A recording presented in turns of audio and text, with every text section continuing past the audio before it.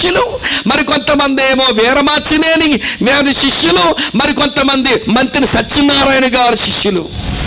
చెయ్యండి, మంచిగా ఆరోగ్యం కాపాడుకొరకు సర్కస్లో చేస్తారో తిప్పలే పడతారో పడండి.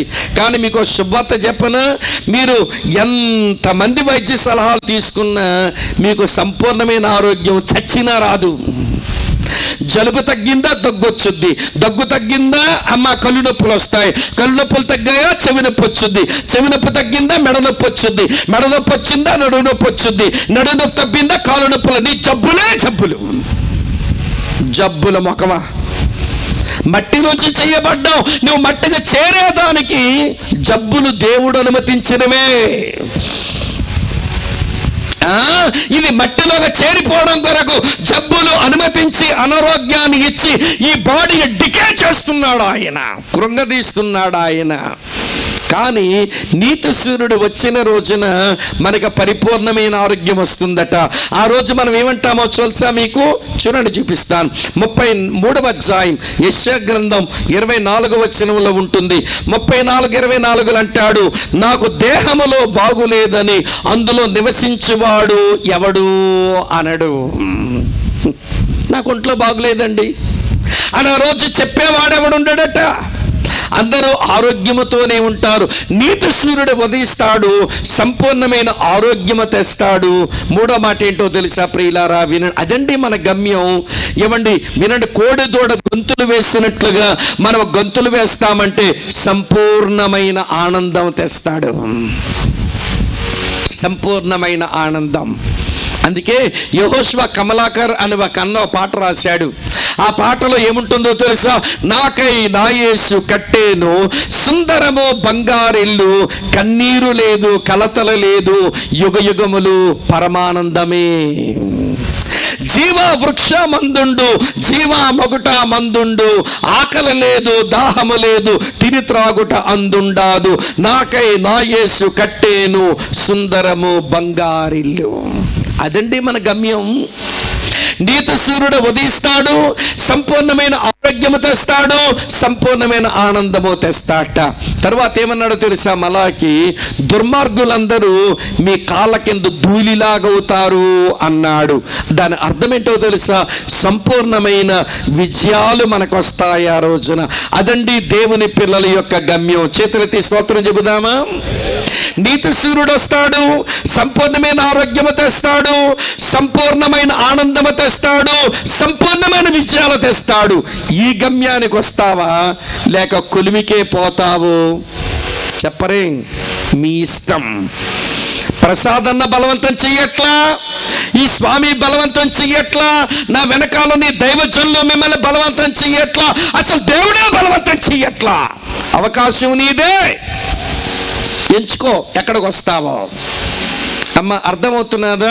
ఇంతకంటే వివరించలేను, సమయం పెరుగుతుంది గనక. 2 రకాల మనుషులు చెప్పాను, ఏ రకం మనిషి అవుతావో నీ ఇష్టం. 2 రకాల గమ్యాలు చూపాను, ఏ గమ్యానికి వస్తావో నీ ఇష్టం. ఇప్పుడు 2 రకాల తీర్మానాలు చెప్తాను, వింటున్నారా మీరంతా?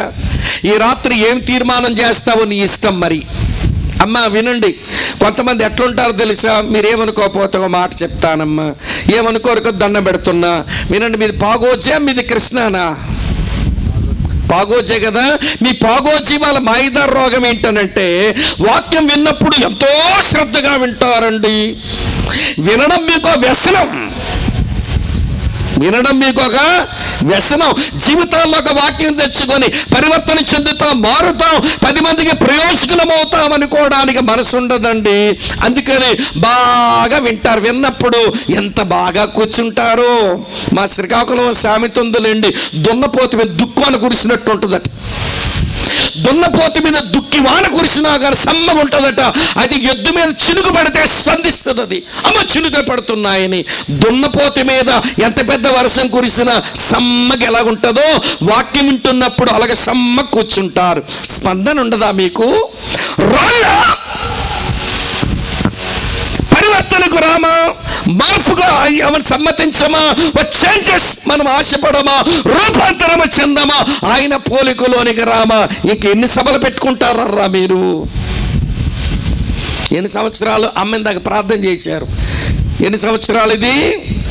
9 సంవత్సరాలు ప్రసాదన్న మీటింగులు పెట్టాడు. ఉద్యోగం చేస్తూ ఆయా ఊర్లు తిరుగుతూ సేవ చేస్తూ కూడా సభలు పెట్టాడు. ఉద్యోగం అయిపోయిన తర్వాత పూర్తిగా సేవలో కూడా మీకు సభలు పెట్టాడు. సభాసములు, సంఘాలలో ఎన్నో మీటింగులు. ఏమొరిగింది? దొన్నపోతు మీద దుక్కివాన కురిసినట్లు వినడమనిగా పెద్ద వ్యసనం అయిపోయింది. అన్న, ఈ వాక్యం చెప్పబడగా ఈ మార్పు నా లోపలికి వచ్చిందని చెప్పేదానికి ఏమైనా సాక్ష్యం ఉందా? నన్ను మన్నించండి అని ముందే చెప్పానుగా, మీకు దండం పెడుతున్నా, ఏమనుకోకండి. ఆలోచించండి, ఒక తీర్మానం ప్రసంగం వినడం అంటే ముగింపుకు వచ్చినప్పుడు ఒక తీర్మానంతో ప్రభు సందులోంచి వెళ్ళాలి. ప్రసంగం అయ్యాక ప్రార్థన చేద్దాం అనగానే ఏదో సినిమా హాల్లో ఇంటర్వెల్ ఇస్తే మధ్యలో లేచి నిలబడి వెళ్ళినట్లు మధ్యలో లేచి నిలబడిపోతుంటారండి. ఇదేమి దురలవాటో నాకు తెలియదు. ప్రసంగం వినడానికి ఎంత శ్రద్ధ చూపావో ప్రసంగం అంతా విని స్పందించి రిఫ్లెక్ట్ అయ్యి దేవునితో ఒక మాట చెప్పుకొని ఒక తీర్మానంతో వెళ్ళాలి కదా దేవుని సందులోంచి. ఒక తీర్మానం లేకుండా పోతావే. మీకు ఒక మాట చెప్పనా, నేను మా మట్టుకు మా మందిరంలో, మా అసెంబ్లీలో మేము ఏమనుకుంటామనంటే, ప్రసంగం అయ్యాక ఏ తీర్మానమో జరగలేదు, లోపల ఎలాగొచ్చానో అలాగే వెళ్ళాను అంటే ఆ గంటన్నర నేను వేస్ట్ చేసుకున్నట్టు లెక్క. ఇక్కడ ఉన్నారా లేదా? కొంతమంది గుడ్ల గోపలు వేసుకొని చూస్తున్నారు, కళ్ళు వేసుకొని. మమ్మల్ని తిట్టడానికి వచ్చాడు ఈ స్వామిని. నేను ఎలాగే చెప్తాను, నేను వద్దనుకుంటా ప్రసాదాన్ని చెప్పండి, వచ్చే సంవత్సరం స్వామి గారిని పిలవద్దని. నేను తిరగలేకపోతున్నాను, జబ్బులు పడుతున్నాను శరీరానికి, ఇంటి దగ్గర ఉంటాను కనుక వినడు. ఒక తీర్మానంతో వెళ్దాం. ఎప్పుడైనా కాదు, ఇప్పుడనే కాదు, ఎప్పుడైనా ఒక తీర్మానంతో వెళ్దాం. ఇప్పుడు దేవుడు అంటున్నాడు, మీ ముందు 2 తీర్మానాలు పెడుతున్నాను. ఏం తీర్మానం చేసుకుంటారో మీ ఇష్టం. ఏమిటంట తీర్మానాలు? చదువుతాను చూడండి ప్రియులారా. ఇలా రాసి ఉంది మలాకి గ్రంథం 4:4 హోరేబు కొండ మీద ఇశ్రాయేలీయుల అందరి కొరకై నేను నా సేవకుడైన మోషేకు ఆజ్ఞాపించిన ధర్మశాస్త్రమును, దాని కట్టడలను, విధులను మీరేం చేయండి? జ్ఞాపకం చేసుకోండి. తర్వాత 6వ వచనంలో వినండి, తట్టు పిల్లల హృదయములు తండ్రుల తట్టును త్రిప్పును అన్నాడు. తిరగండి అంతే. Remember and return. దేవుని వాక్యాన్ని జ్ఞాపకం చేసుకోండి, దేవుని తట్టు తిరగండి. దేవుని వాక్యాన్ని జ్ఞాపకం చేసుకోండి, దేవుని తట్టు తిరగండి. దుర్మార్గులు, దేవుని సేవింపని వారు ఏమనుకుంటారో తెలుసా? దేవుని వాక్యాన్ని జ్ఞాపకము చేసుకోరు, దేవుని తట్టు తిరగరు, ఎలా వచ్చారో అలా వెళ్ళిపోతారు. వాళ్ళ పేరు దుర్మార్గులు, దేవుని సేవింపని వారు. నీతిమంతులు, దేవుని సేవించే వాళ్ళు ఏం చేస్తారో తెలుసా? దేవుని వాక్యాన్ని జ్ఞాపకం చేసుకుంటారు, వారు దేవుని తట్టు తిరుగుతారు. మీకు మాట చెప్పనా, మనము దేవుని తట్టు తిరగడానికి మనమేమి వినండి మొనగత్తెలం కాదు, తిరగడమే మనకు చేత కాదు. నాకు ఒక మంచి వచనం ఉంది బైబిల్లో. ఇర్మియా అన్నాడు, తిరగడం కొరకు ఇలా ప్రార్థన చేసుకున్నాడు. అలా మనం ప్రార్థన చేసుకుంటే మంచిది. రాత్రి చూడండి, విలాప వాక్యాలు 5:21 యెహోవా, నీవు మమ్మను నీ తట్టు త్రిప్పిన ఎడల మేము తిరిగెదము, మా పూర్వస్థితి మరలా మాకు చెప్పండి కలుగు చెయ్యము. నీ తట్టు తిరగాలనుంది దేవా, తిరగలేము, మమ్మల్ని తిప్పండి. మా ముందు జీవం పెట్టావు, మరణం పెట్టావు. మా ముందు మేలు పెట్టావు, కీడు పెట్టావు.